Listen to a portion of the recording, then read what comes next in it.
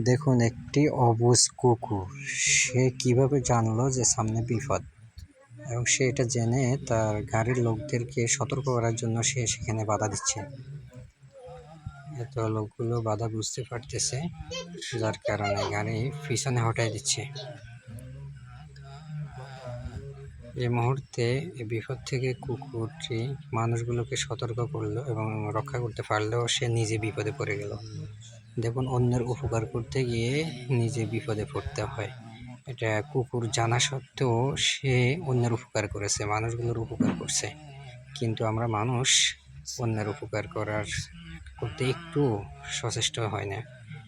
আমাদের সকলকে সৃষ্টিকর্তা এই কুকুর থেকে শিক্ষা নিয়ে অপরের উপকার করার জন্য মন মানসিকতা তৈরি করুন। আসলেই খুব মর্মান্তিক বিষয়টি দেখতে অন্যরকম লাগছে।